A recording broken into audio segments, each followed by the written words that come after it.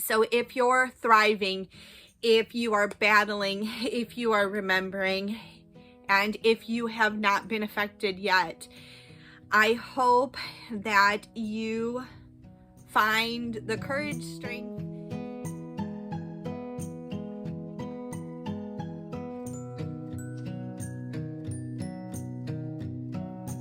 Salutations, everybody. It's me, Nicole, and I'm here today without the kids. Why? Because of a collaboration. So if you're new here, welcome. And if you're returning, welcome back.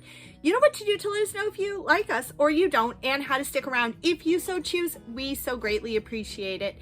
This collaboration was brought together by Christy from Christy's Corner. She got a group of us together to just bring some light, educate, bring a craft, and come together in support of Breast Cancer Awareness Month. And this is Safe Second Base.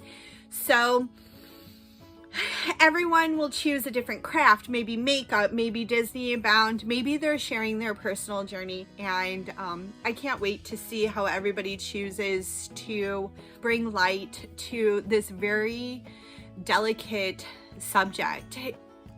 I am over the age of 40, so I do get my yearly mammogram. I do have people in my life that have battled this breast cancer, and you know, cancer in any form, no matter what color your ribbon is not fun, and the more awareness we can bring to it, the better. So I will go ahead and link like Susan G. Komen's breast cancer awareness. And there are tons of different places that you can choose to donate your funds to. You can educate yourself through the process, and the easiest thing to do is just go get tested. If you are a woman, make that appointment and make sure that you stay diligent. If you are under the age of needing to be tested, or a male, just remember to support the people that you love that are of that age. It is the simplest process to be proactive in this fight. So with that being said, today I chose to celebrate somebody within this community who battled not so long ago breast cancer. And she is in remission currently, and that is Cherie. I made these ears for her. I went ahead and sent them off. I have some other ears that are a little bit different colors that should be going out to others too that have battled. And I just want them to know that I see your courage and your strength, and I know that even when you didn't feel courageous or strong, that I hope you felt supported. And without further ado, let's get into this video. Time to gather your supplies. I have my hot glue gun and glue sticks, and my scissors and some foam I pre-cut. 3mm is my preferred. My template, which is an anti-tay one that I put on a plastic sheet. And I use a sanding block just to make sure the edges are smooth. I have the ultimate glue that I like to use to apply my beads, an unfinished headband, ribbon of choice. I use felt for the lining, and some options for the trim. For the back, I'm using a foam, and I have some choices for what we will use for the bow, my beads, my paint pens, just because they dry quicker, and my beading supplies, which means the wax, the pen, and the little container. And let's go ahead and start. I like to make sure that the foam is in the shape of Mickey ears that I like. I don't need the back ones yet, so time to go ahead and doodle out what I would like to draw, and then I will paint it.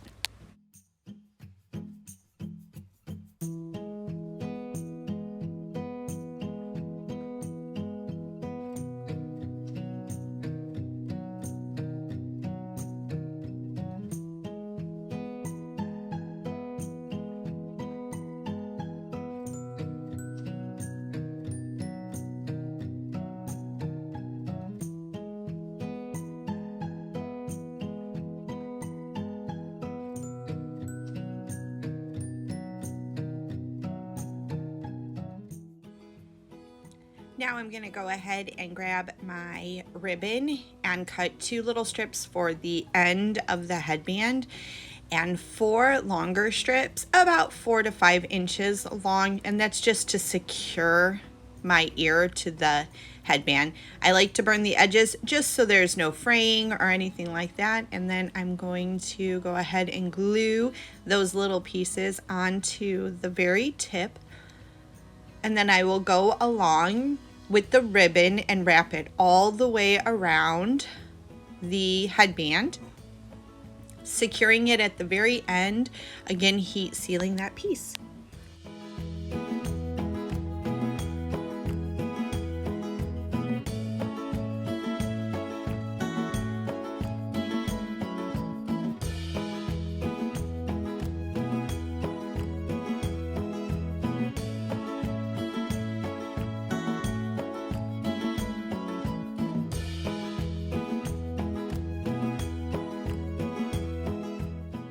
And now we're going to start our back pieces. So I make sure that they line up. I have the back sheeting of choice. This time I'm using a 2mm craft foam that is black glitter. I am going to go ahead and utilize the glue all over the back side that I want to be seen and push that securely down onto the foam. When I am done with that process, I will then cut them out, and then I'm going to add a piece of ribbon to them just to give them extra stability when I place them on the headband.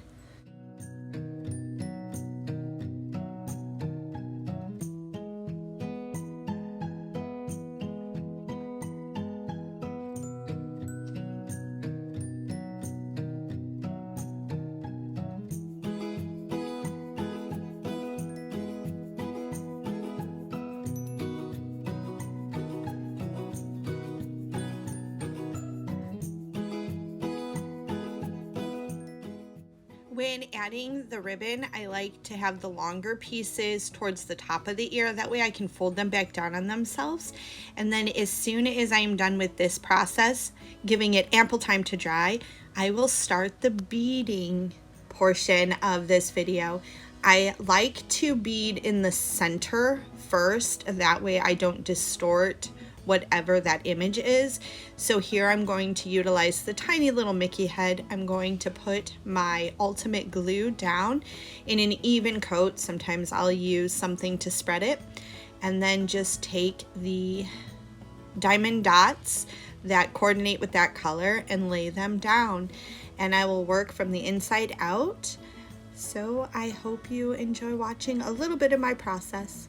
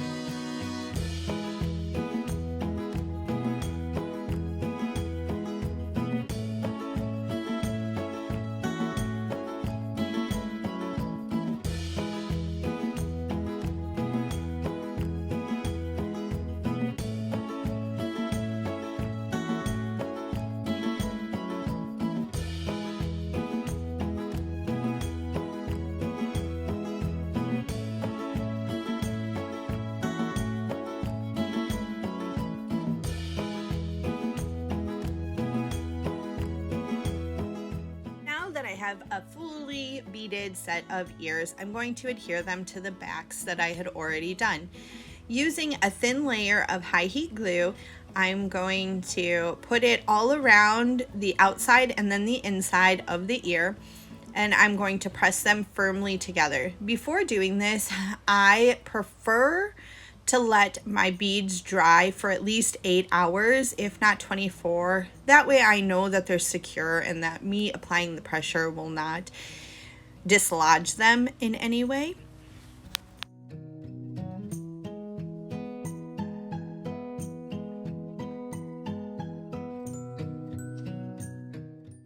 And next I'm going to choose my trim, and we're going to use just a thin layer of glue on that very edge. This gives that finalization. You can use whatever trim looks best to you. I make sure to heat seal all of my ribbons, that way it doesn't fray.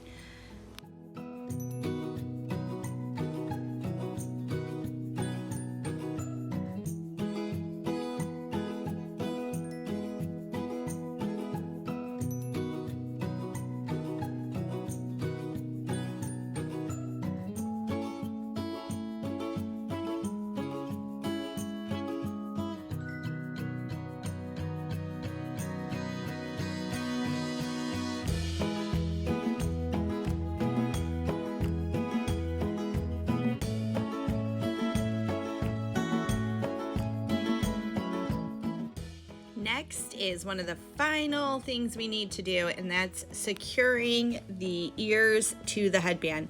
I prefer to measure out my headband. I know that there's a template that Saria from Dream It DIY has created.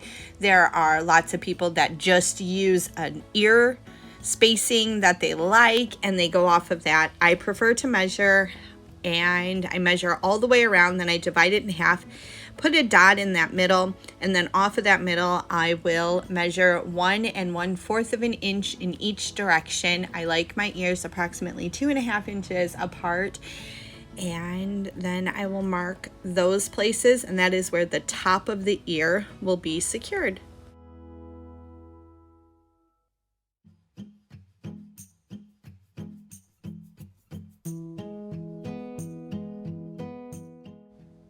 Now I will make sure that the ears are going in the right direction, and I like to put down the ribbon and just secure that a little bit. That way it gives me a flatter surface.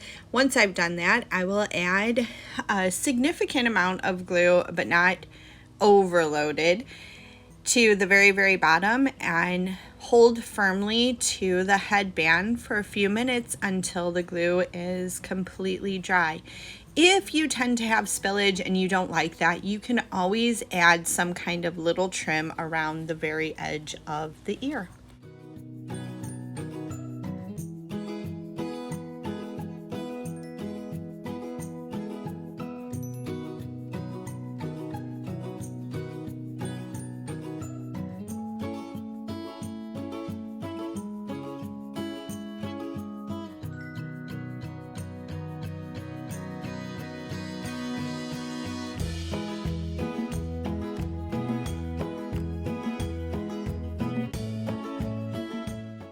Once the ears are secured on there, I'm going to snip the little edges of the ribbon till I have just enough to fold over into the center of the headband, and I will glue them down. Once that is complete, the last step is for me to take the velvet ribbon and add it on the inside of our headband, just for a little bit more security.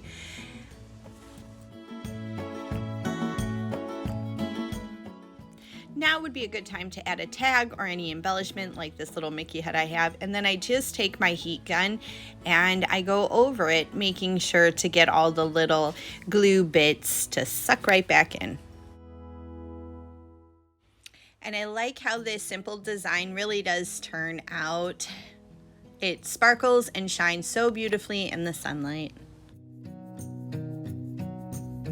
Thank you for watching. I hope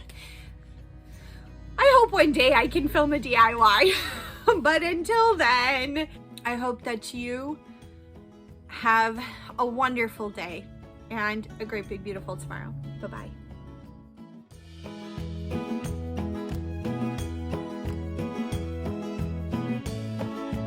One of these days, I promise, I will get the angles better. Like, I will be able to film a DIY.